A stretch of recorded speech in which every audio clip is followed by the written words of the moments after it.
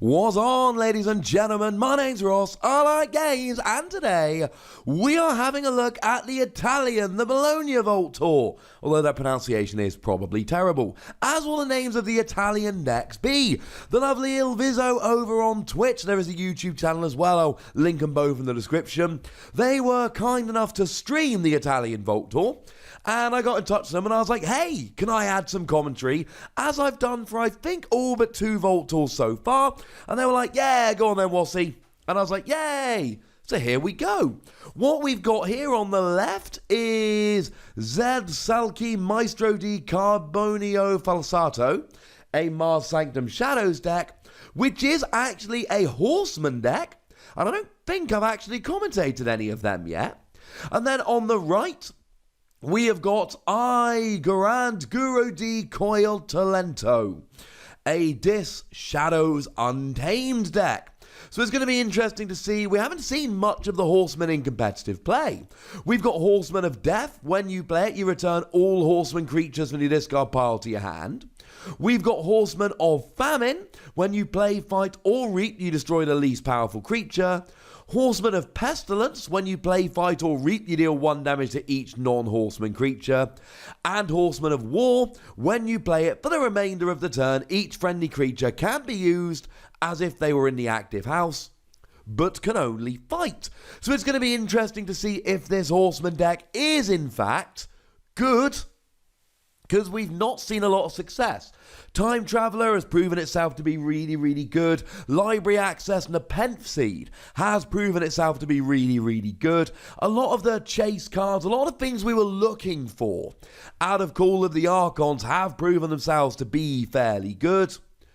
But as it stands at the moment, Horsemen have not. Now, this Vault Tour was after Birmingham, which means we're talking after the release of Age of Ascension. The errata for library access is there, and Age of Ascension is legal for tournament play.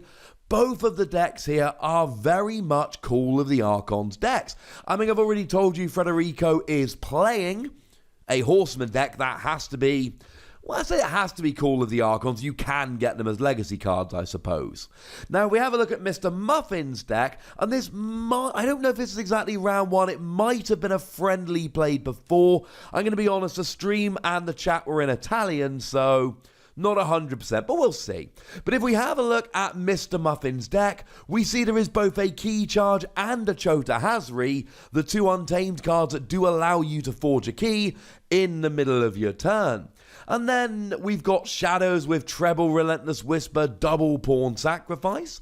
There is Bait and Switch, but remember this is post-errata.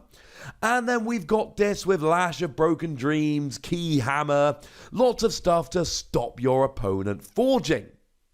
So, we should hopefully be getting going any minute now. As always, we're using the footage the best we can. We've got a really nice border and all of that here. So if it's not quite perfect, bear with us, ladies and gentlemen. Also, I've said this before, but commentating Keyforge live is significantly more difficult than your average trading card game, so I've got the deck list in front of me for what it's worth. We'll do the best we can, but as always with this, ladies and gentlemen, patience is the key. So, we do have Mars in Federico's deck. We've got a couple of Soft Landing, a card that I like very much. It means that the next Mars card, your creature or artifact, will come into play ready, meaning you can essentially use it immediately. You've also got a Grabber Jammer there to increase the cost of forging, which could end up being quite good. And he's got both Bait and Switch and Too Much to Protect in his Shadows suite, which means he's got a lot of options to stop his opponent going ahead and forging. So it does look like the 2 players are about ready to go here. And it looks like Federico is going to be going first, because it looks like Mr. Muffin does have 6 cards in his hand. Oh, but it looks like Federico's chosen to take a mulligan here. Remember that the person who goes first is only allowed to play 1 card and starts with 7. And the person going second can do what they like, and they start with 6, although Mr. Muffin's also taking a mulligan. Now, the interesting thing is if you go first and you take a mulligan, you start with 6 cards, you can play 1, and then you still draw till 6 at the end of your turn. So you have a slightly lower choice in terms of what you can do, but it's not a huge punishment, because if you don't have the cards you want, you might as well mulligan anyway. You'll still start next turn with 6 cards, though it does become awkward if you've got a really good hand that you want to play out turn 2. Whereas Mr. Muffin here will be going into turn 1 with 5 cards, and he will be a card down to start his first turn. So that is kind of interesting.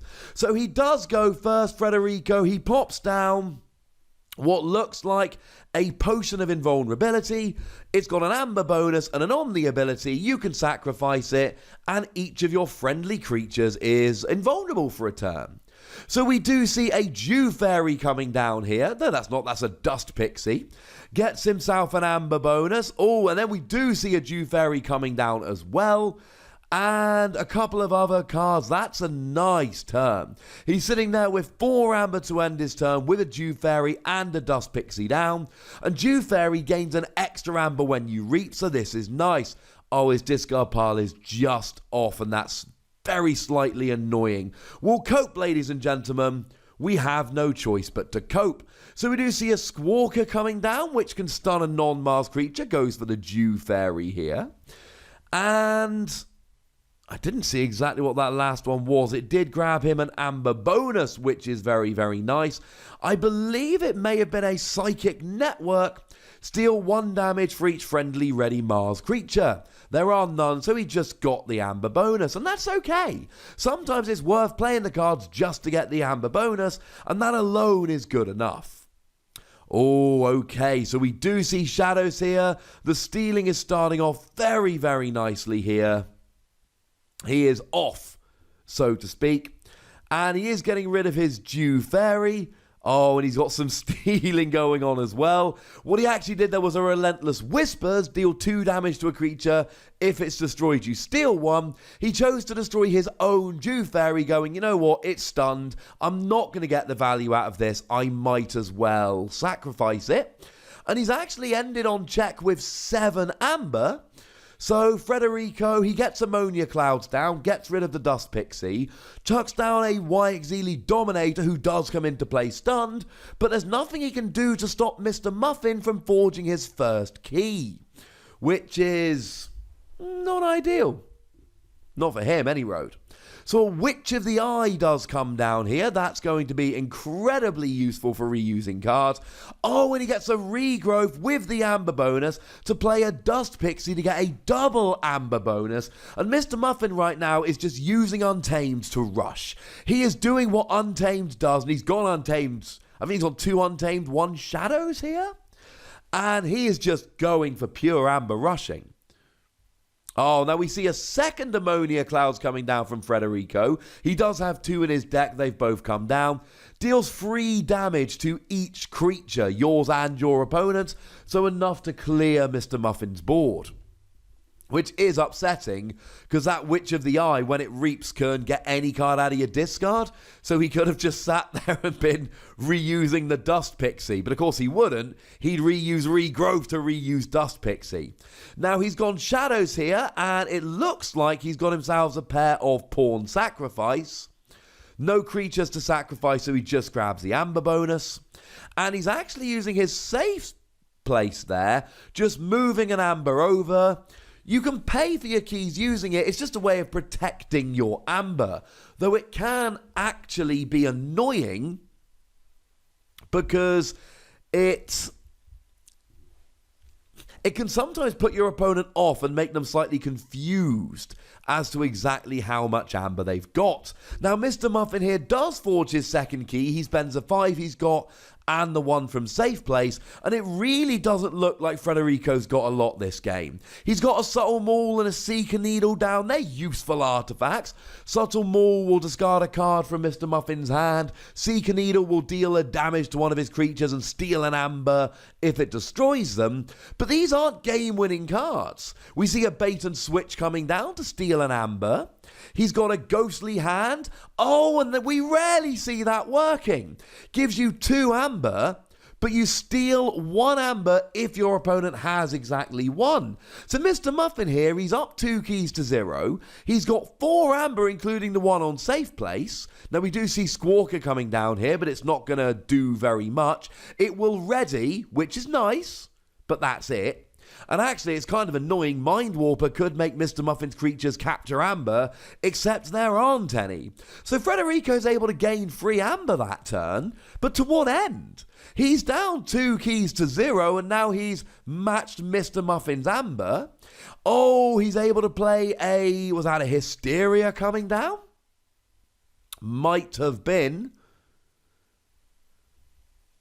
I believe it was. Return each creature to its owner's hand. He gets a Succubus down, which is going to give Frederico 1 fewer card at the end of his turn.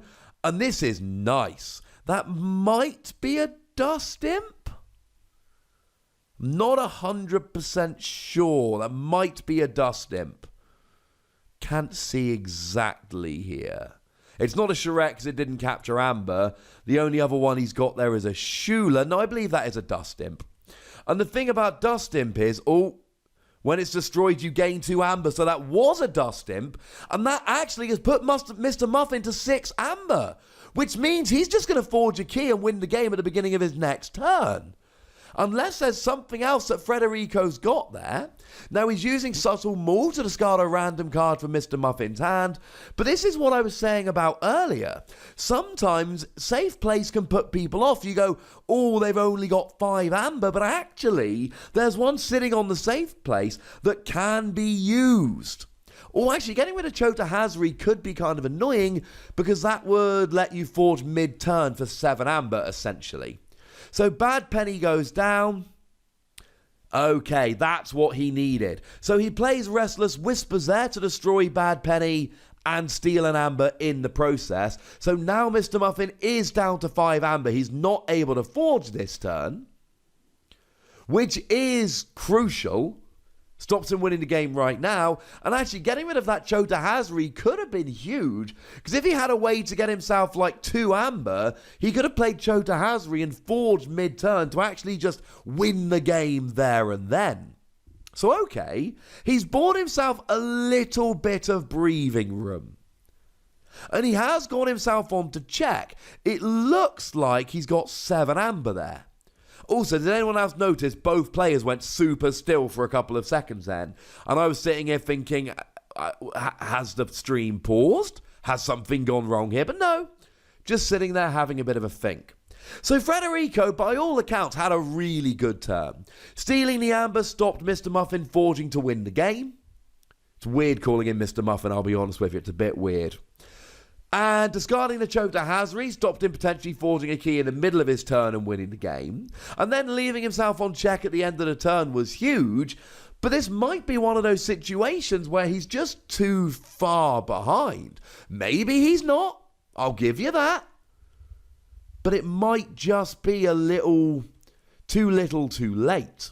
Now, the good news is Mr. Muffin's got a Charette down, steal 3 amber. That will stop Frederico forging his first key to begin his next turn. That's kind of cool. And it doesn't look like Mr. Muffin's going to be forging this turn. He's sitting back in his chair like he's not got much else to do, and yeah, that's his turn. So, okay, Frederico here, he reaps for an amber. Then he uses Seeker Needle to destroy Bad Penny for an amber. And then he just plays it back down again. Now he's using Subtle Maul again. It's not great hand disruption, but it's 1 a turn, essentially. Oh, they're actually doing it with a dice. That's kind of cool. So they're saying, look, you've got 6 cards in your hand, 1 on the left, 6 on the right, as Frederico's looking at it. Let's just roll. I roll a 6. That's the far right card as I see it. What would be great is if he could destroy the Charette to get his 3 amber back, but it doesn't look like that's happening. And actually, Mr. Muffin needs to be slightly careful about the Seeker Needle Bad Penny combo here, because Bad Penny's a 1-power creature that goes back to hand. Oh, when destroyed. So we see Urchin coming down, stealing an amber. We are up to 6 in total, and that's it. Mr. Muffin passes. What's he going to do?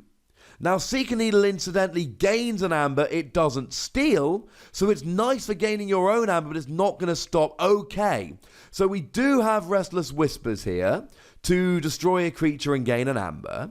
Then he can Reap with Bad Penny to gain an amber, then use Seeker Needle to destroy Bad Penny and gain an amber.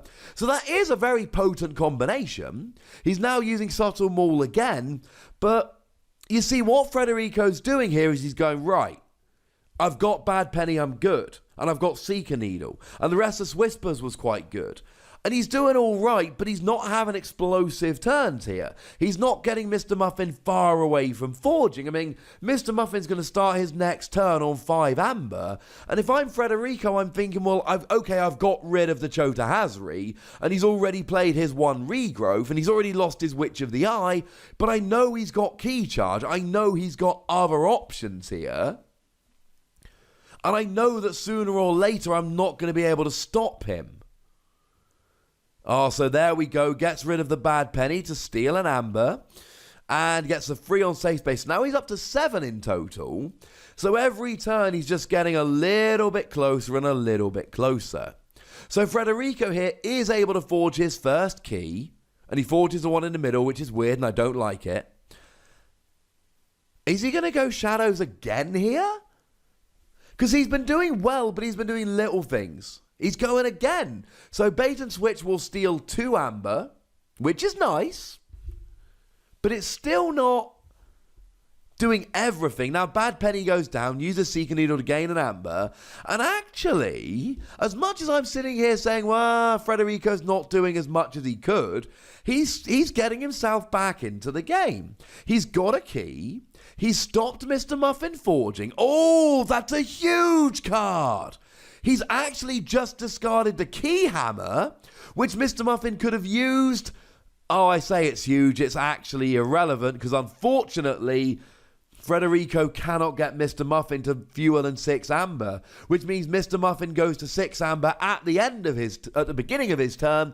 He's just able to forge a key and win. So congratulations to Mr. Muffin, might not be his real name.